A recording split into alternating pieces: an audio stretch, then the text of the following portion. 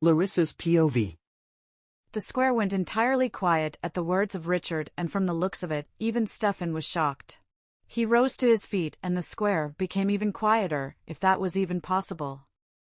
"Who do you think you are, challenging your alpha to a duel?"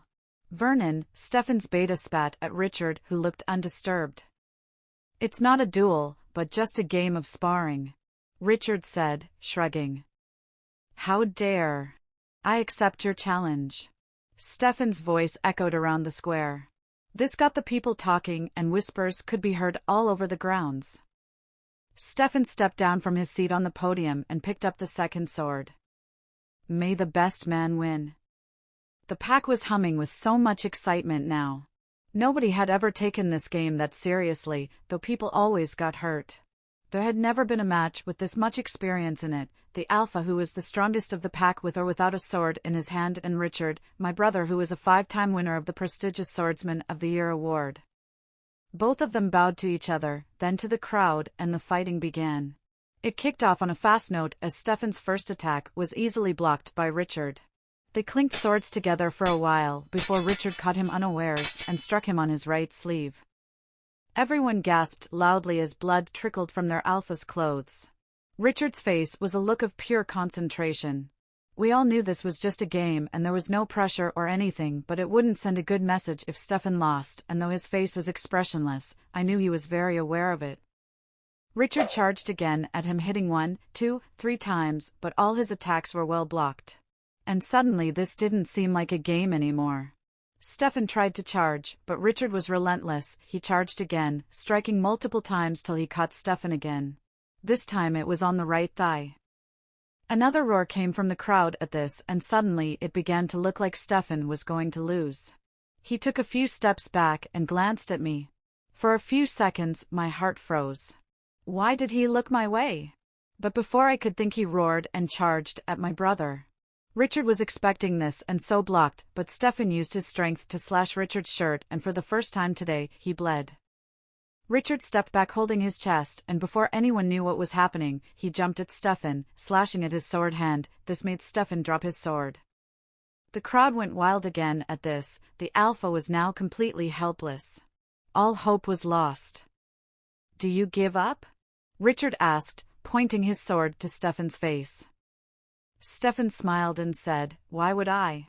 and immediately dropped to the ground, kicking Richard off his feet and grabbing his sword as he fell. Richard was now on the ground as Stefan towered over him. "Now you lose." He crouched and dug his sword deep.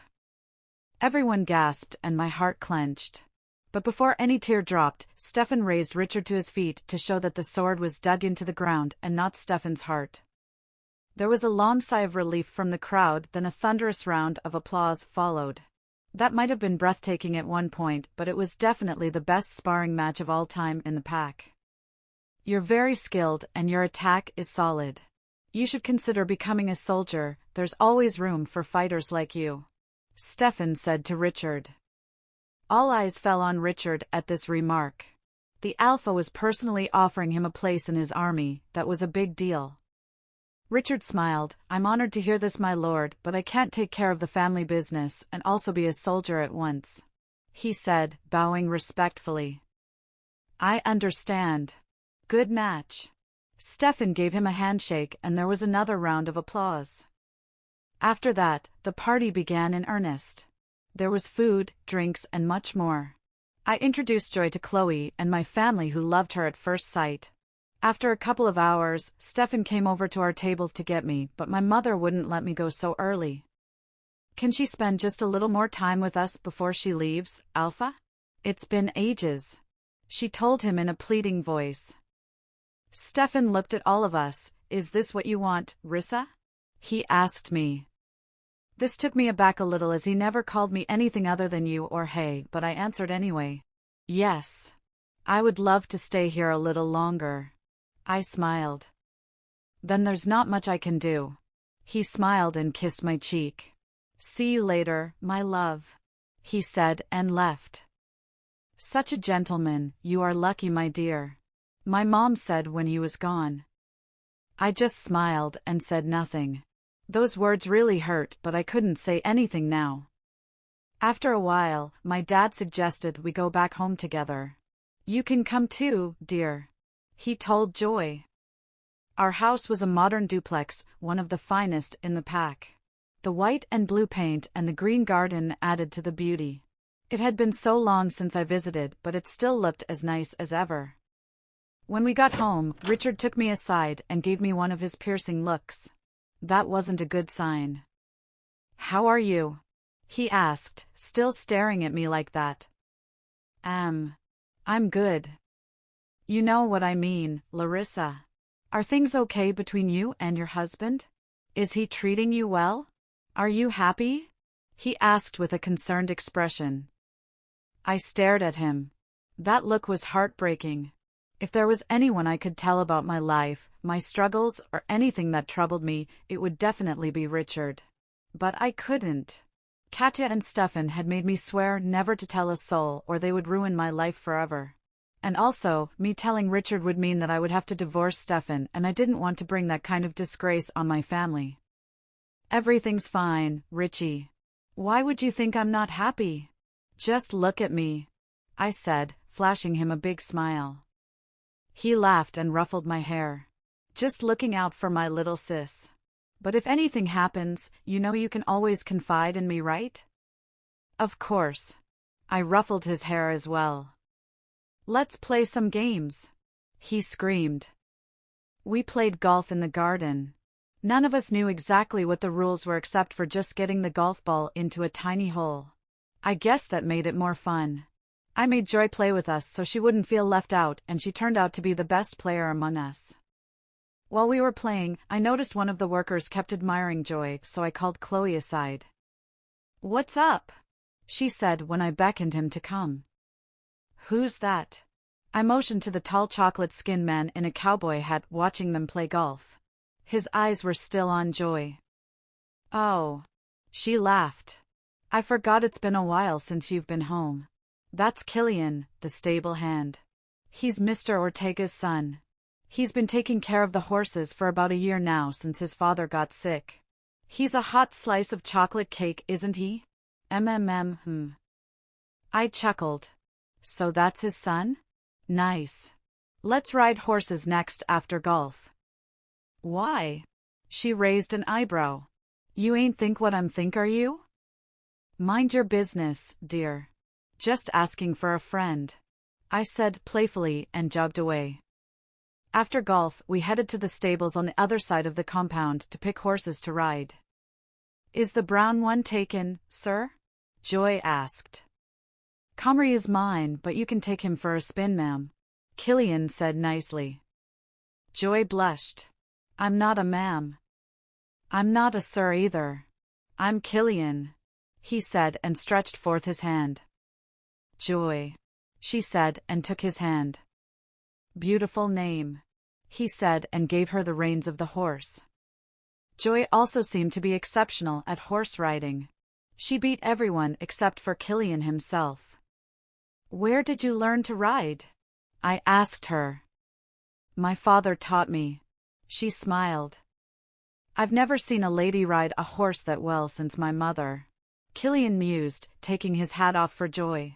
He was obviously stricken. Thank you, Killian. She blushed. The sun was beginning to set and soon it would become dark. How about a dance before you leave, sister? Richard said and pressed something in his hand and soft music began to play. Chloe clicked a switch and dim lights immediately filled the garden. As I danced with Richard, Killian walked up to Joy and asked for a dance. She looked at me as if to ask for permission. When I nodded, she took his hand and they danced beautifully. They look really good together, Richard said. They sure do. I smiled. After the dance, Killian insisted on escorting us back. One would think he pressed because I was his master's daughter, but I knew he just wanted an excuse to talk to Joy again. When we reached the gate of our destination, he bowed to me, then kissed Joy's hand and turned back. When I entered the room, I saw Katya and Stefan talking, and immediately I felt regret. I had so much fun today that I forgot what it meant to live like this. Immediately Stefan saw me, he charged at me. Who the fuck do you think you are talking back to me in front of your fucking family? Ha! He hissed, grabbing me by the neck. And that motherfucker you call a brother had the guts to even think about winning against me? Fuck you and your fucking family. He squeezed even tighter. I felt my face redden as I gasped desperately for breath. Stefan, stop. Stop. Katya screamed and dragged him away from me. She's no use if she's dead. He stared at her, then turned back towards me, but before he could do anything, she turned him around and kissed him long and hard on the lips. He grabbed her ass and pushed her on the bed. She quickly unbuckled his belt. He moaned when she started sucking him off. I shut my eyes and turned to leave the room. Where the fuck are you going? Stefan asked, his eyes flashing at me. You'll stay right here and watch. That's a command. I wanted to scream, to run away, but I couldn't. I had no choice. Katya gasped when he tore her clothes to reveal her big round breasts. He sucked them both in turn before going down on her. She moaned loudly when his tongue met her pussy. She struggled, but he held her down till she squirted cum all over his face. The tears stunned my eyes at the sounds they made. I couldn't move. I have never felt so helpless in my entire life, but Stefan had taken my choice away. He mounted her like a stallion and slid his dick in slowly. Katya moaned all the way. He then pumped his hips in a slow rhythm before increasing the pace. Her pussy made wet sounds as he fucked her harder. He went faster till they both reached common speed. Her moans were now so loud even a deaf person would be able to hear. They fucked in different positions till they both climaxes at the same time while she screamed his name. Stefan and Katya both laid on the other side of the bed, talking like I wasn't even there. Still in the throes of their lovemaking, Stefan looked longingly at Katya and said, "Name one thing, just one thing you want, and if it is in my power it will be yours." Katya smiled at him like she had been waiting all night for this. "I want you, Alpha." "You already have me, my love." Stefan laughed, but Katya's face was serious. "I want to be yours. I want to be your Luna." My heart sank into my belly at those words, and I prayed with everything in me that Stefan would find an excuse to decline. Katya continued, "According to the rules of the pack, you can't have two Lunas at once, so to marry again you'd have to divorce your first wife. As Alpha you control everything and nobody would dare stand in your way. Then you better start getting ready for our wedding," he said, kissing her cheek passionately. Those words shattered my heart to 1,000 pieces. What would I do? Where would I go? Just thinking about it brought hot tears to my eyes, but this time I didn't hold them back. I let the tears soak my pillow. I cried more than I had ever done before falling asleep due to fatigue. Larissa's POV. The impact of my body crashing to the floor painfully woke me up. I winced in pain as it was my arm and head that had the most contact with the floor. The room was filled with light. Even with my eyes closed, I could feel the brightness of the room on my face. Then slowly I tried to open my eyes. They felt heavy, but I took it slow. There were two figures in front of me. I blinked severally and saw Katya and Stefan watching me. Katya had a smirk on her face, and I knew she was the one who pushed me from the bed. But when I looked at Stefan, I felt a great pain in my chest, and suddenly all the memories of last night came back to me, the assault on me, watching them both make love and Stefan agreeing to divorce me and marry Katya. I remembered the things they said, and it brought tears to my eyes. They both watched. "Please, Stefan D., don't do this," I cried, grabbing him by the leg. He stared at me in disgust and withdrew his leg from my grasp. I turned my eyes to Katya instead. Surely she still had a heart. All I needed was for someone to stop Stefan from calling anyone and just take pity on me. Please Katya, don't let this happen to me. I don't have anywhere to go. I can't go back, She landed a dirty slap on my face before I could finish talking and said, "Why the fuck would I do that? You had the chance to be the wife of an alpha, to rule by his side, to be a queen, and yet somehow you blew it. But don't worry, I won't," she said and kicked my arm away from her. I fell back in pain, sprawled on the floor holding my arm. More tears fell from my eyes. Stefan pulled Katya close and whispered something into her ears. She nodded, gave me one last dirty look and left the room. Stefan's phone rang again just as he was going to say something. He picked it up and started walking towards his room. I had to know what he was talking about, so I closed my eyes and focused my mind towards there. What have you found? Good morning, Alpha. We're still working on it. I pay you fools for feedback during situations just like this, and now it is needed. You can't even get me the fucking name of the person, or at least what the fuck they look like. Forgive me, we have something we just. Sorry for yourself.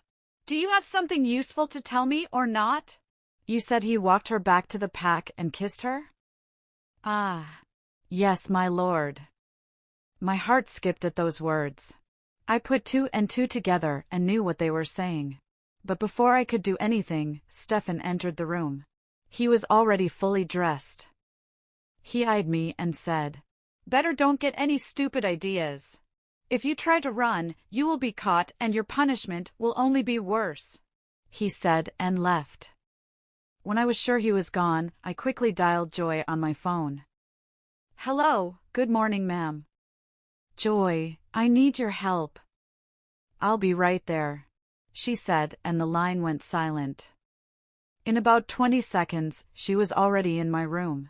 I pulled her in, checked if anyone was watching, then shut the door. "Killian is in danger." I watched as her eyes widened in surprise. "I don't understand, ma'am. Did something happen?" she asked with concern in her voice. I sighed. "I'm sorry, Joy. I shouldn't have let him walk us back that night. Now people are saying he's my lover. Stefan's already heard about it and now he's searching for him. I need you to go warn him, Joy. Everyone is already whispering about this, but none of them knows the full story. They are going to twist this and make it look very bad, Joy. You have to warn him." I half expected her to run off immediately. Instead, she just stood there staring at me with glassy eyes. Then all of a sudden, she enveloped me in a hug. "It's not your fault, Larissa. I won't let anything happen to any of you," she said quietly, then bolted out of the room at once. Joy had never called me by my name before, but from the look in her eyes it was almost as if she knew what I was going through, like she understood. Stefan came back later. He made a phone call before driving with me to the meeting hall. It was a very quiet drive. All I could think about was the amount of shame my family would feel when they heard what Stefan had to say. No doubt the footage from the other night had been edited to support his accusation against me. Denying the accusations would only make me look more shameless. The car came to a stop and I knew we had arrived, but when I finally looked up, I saw that we weren't at the small meeting hall, but at the square. Then it dawned on me. This wasn't a meeting with the elders, it was a trial with the pack. When everyone settled down, Stefan began, "I'm sure you are all wondering why I insisted on having this meeting right away. That is because it is an urgent matter. Larissa and I are getting divorced." This statement was visibly shocking to the crowd, and immediately murmurs erupted throughout the gathering. Everyone was talking to each other, already trying to gossip about something they only just heard seconds ago. Everyone except my family. They were one of the elders of the pack, so they had a seat close to the alpha. My father sat calmly, his glasses reflecting in the sunlight, waiting for Stefan to state the reason for the divorce before he protested. Stefan raised his hand and the murmurs and whispers slowly came to a stop. He continued, "The grounds for my divorce is infidelity. She has been cheating on me." The people gasped at these words. Some covered their mouths with their palms in surprise, others shook their heads in disappointment. "My daughter would never do that." My father's voice rang through the square like an electric gong, and everywhere went silent again. All eyes turned to him. "You will sit down while I address you, Tobias. Or do you think I'm here to make jokes?" Stefan spat in a threatening voice. My dad looked around angrily and sat back on his seat. He knew couldn't challenge his alpha. Stefan continued, "She was caught on camera kissing the person just outside her home. Only God knows how long this has been going on," he said, throwing me a dirty look. And I felt everyone's eyes on me at that moment, some stared in shock, some in amusement and the rest in disgust. "You know, it's funny you should talk. Tobias as her lover is from your household." Now it was my dad's turn to look surprised. That can't be possible, my lord. He added out of courtesy, but the anger in his face couldn't be hidden. Does the name Killian Ortega not ring a bell? My heart skipped at those words. Now Killian would definitely become a wanted person. Oh no. Okay, Killian is my stable boy he would never. He is your daughter's lover. Stefan thundered. Where is he, by the way? His father is ill, he visits him every week to help. You will summon him to answer for his crime. Stefan cut him off rudely. Yes, Alpha. I gave your daughter everything. Stefan said, turning to me. I made you a queen, I made you my Luna. I gave you my heart, and this is how you chose to repay me? You weren't even able to give me a son or even a daughter. Nothing. Barren prostitute. Whispers filled the square with those words. It had already brought some people to tears. Elderly women looked at me with disgust in their eyes, snapping their fingers furiously. I could hear them. Who knows if she hasn't already damaged herself while whoring about, this can't have been the first time she did it. She just finally got caught this time. Unbelievable. All this talk hurt me to the core. And there was absolutely nothing I could say in my defense. Nothing. It would only make things worse, and Stefan was well aware. Stefan signaled, and there was silence again. Before all of you gathered here today, I reject Larissa Token Moon as my mate. From this day forward, she is no longer my mate or wife or your Luna. I divorce her before the eyes of the elders and the pack. He pulled out his wedding ring, walked up to me, yanked mine out of my finger, and crushed it in his fist. It is done. The pack chorused. You will be punished for this. Stefan said to me, his eyes flashing. Not only have you insulted your alpha, but your pack as well. It is done. They chorused again. Divorce isn't punishment enough. Since you have proved to be a fucking whore, you will be auctioned off in the brothel where you and be bought for pleasure. That should be suitable. Take her away! He roared. It took some time before I fully understood what he was saying. I felt my blood run cold when I saw two hefty guards marching towards me at Stefan's command. And no! Please. Mom, Dad, help me please. You know I could never do this. Please don't let them take me away. All the tears I had been holding back came loose then. But my parents couldn't even look me in the eye. My eyes met Katya's and she smirked wickedly at me. But I refused to give up. Richie. Richard. I cried, turning to my brother desperately. Please tell them it's not true. They don't believe me. Look at me, Richard. Look at me. I pleaded, but he wouldn't. The guards were already behind me by now. Don't make this any harder. One of them said coolly and tried to grab my arm. No! No! Don't you dare touch me. I slapped him hard across the face. He just wiped it off and grabbed one arm, and the second guard grabbed the other arm. I kicked, screamed and spat, but they wouldn't let go. They dragged me out of the square towards a car parked close by. Most of the people followed behind to watch as I struggled with all my power to no avail. They opened the car, threw me in, and locked the door. Take her straight to the brothel. Larissa's POV. I kept struggling even after they aggressively threw me inside and locked the door, kicking and scratching at everything in sight. I banged desperately on the windows screaming, but the guards outside were undisturbed. They were talking to each other outside like I wasn't even there. I tried with all my power to fight it, to not think about it, but inevitably it was dawning on me. Stefan had publicly divorced me, rejected me as his mate, and painted me to be a shameless whore in the presence of the entire pack. The shame this would bring to my family name would be tremendous. I sat in painful silence as the guards drove to the brothel. Some of the pack followed behind, some were just curious to see what would become of me, but most of the rest followed to rain more abuses on me. The brothel was a shady-looking building in the south side of the park. It looked abandoned, but I knew better. There was a shabby little house beside it, with sexy auctions inscribed boldly in front of it. They men dragged me to the auction house, handed me to the patron, whispered some inaudible words to her, and left. The patron was a tall, bulky lady, probably in her late 40s. She had a bitter expression on her face, like she just had a mouthful of sour lemons. There were about 5 more women there as well. The only difference being that this was actually their profession, whereas I was here as a punishment. The patron glared at me with piercing black eyes. The cigarette in her lips made her look even more fierce. "Your Majesty," she said, bowing mockingly. I glanced at her, but said nothing. She ignored my silence and continued. "The cheating Luna. That's what they are calling you now, ain't it?" she said, eyeing me in disgust. "Look, I know we all have urges, believe me I do. But what the fuck? You had the guts to cheat on the Alpha? Your king? I mean, what more could you possibly want from him? He made you a queen for fuck's sake.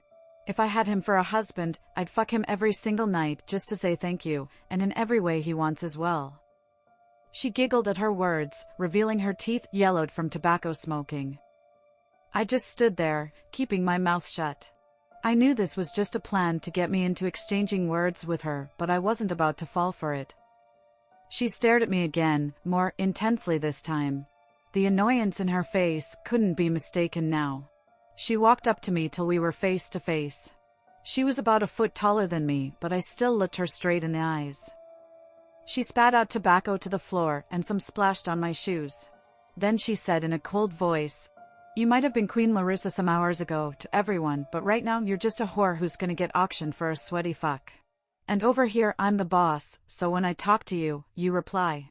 Do you understand?" "Yes," I said with tight lips. "Good," she said and circled around me, checking me out. Then all of a sudden she stopped and looked at the other 5 people in the room who had been watching in complete silence. "What the fuck you staring at? The whole pack will be here any minute to watch this auction and none of you've picked numbers yet? Will you fucking get to work?" she yelled, and all of them went into a frenzy. The room was empty in less than 10 seconds. She turned back to me. "Follow me." I followed her without a word into what looked like a changing room. She turned around again, sizing me up, picked out some things from a wardrobe and flung it in my direction. "Better be quick," she hissed and walked towards the door. "I'm not wearing this." She whipped around in surprise like she was shocked I could say more words than yes. "What was that?" "It's too short," I said, holding up the gown in my hand like she wasn't the one that just handed it to me. It was a sleeveless purple designer gown that would hang barely above my ass. I detested such revealing clothes. She stared at me, first in bewilderment, but slowly her countenance seemed to turn to amusement. She smiled. "You either wear it yourself or I'll call someone, or some people to help you. But one thing is for sure, you're going out there wearing that." Her voice was stern now. "I will not wear that." "Very well then," she said, with an evil smile. It was almost like she had wanted me to say that. She clapped her hands twice and immediately 2 people stepped in. "Desmond, Jill. See to it that she gets dressed." "Yes, ma'am," they chorused. She snickered at this and left the changing room.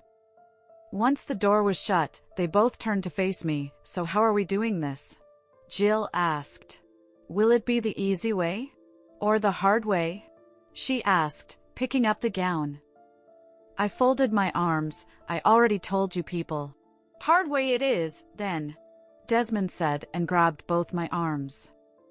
"What do you think you're? Leave me alone." "Get your hands off me."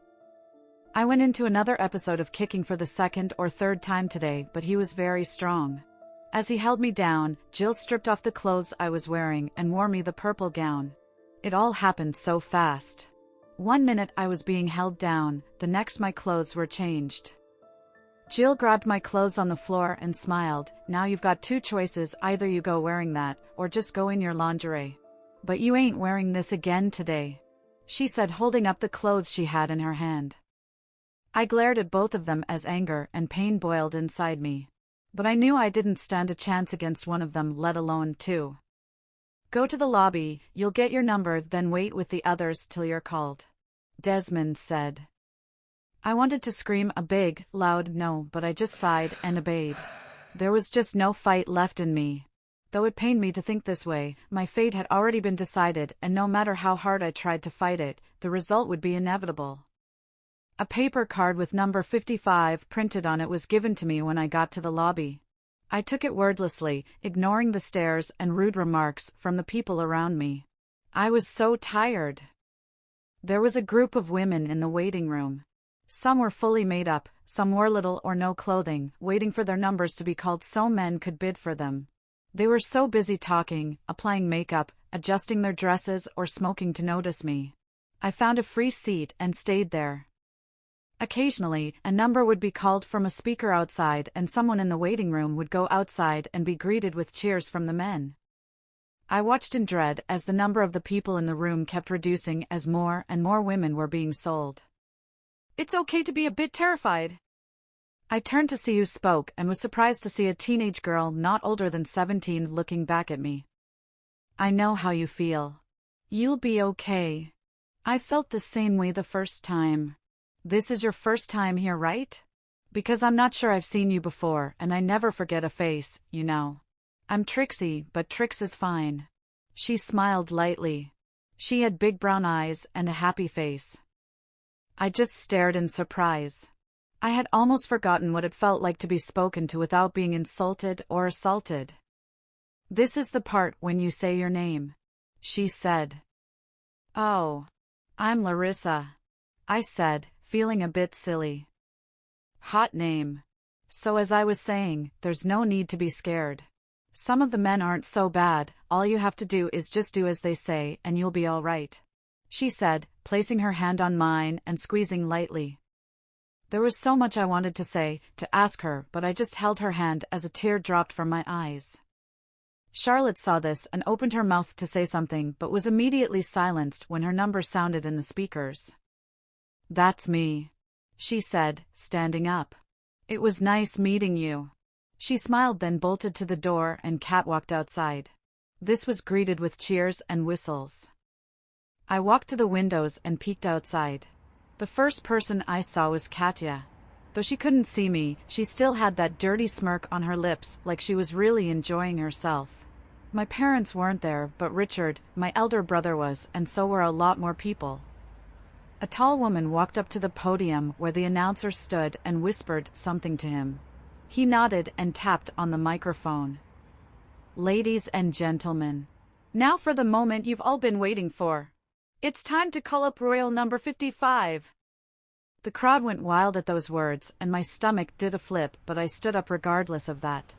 I was determined not to be dragged out again.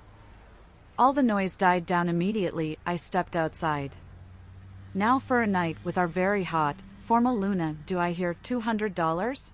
The auctioneer started. $300! Someone in the crowd chanted.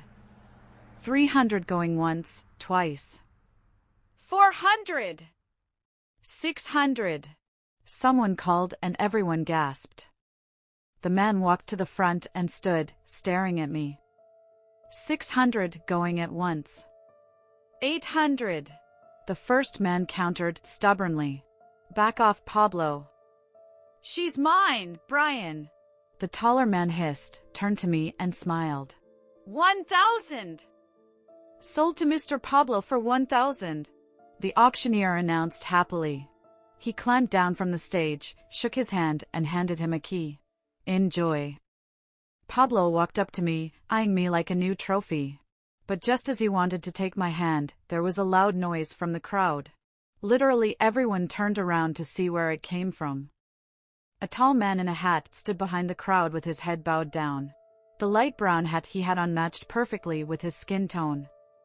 It was almost as if everyone was holding their breath, because all the sound seemed to just disappear. Slowly he took the hat off and lifted his face. My heart stopped beating for a millisecond when Killian's brown eyes met with mine. "It's Ortega! Seize him!"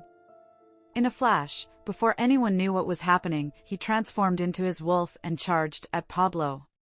This caused a big commotion as everyone was scrambling to get out of the way. Pablo flung my arm away and ran for his life. The entire auction house was in disarray now, and people were running helter-skelter to take cover from Killian. Suddenly someone grabbed my arm and pulled me into a corner. I tried to shake them off, but the grip was hard. The person was wearing a black hooded cloak, so I couldn't make out the face. "SHH. It's me, Joy," she whispered and took off her cloak. "J-Joy?" I gasped and hugged her.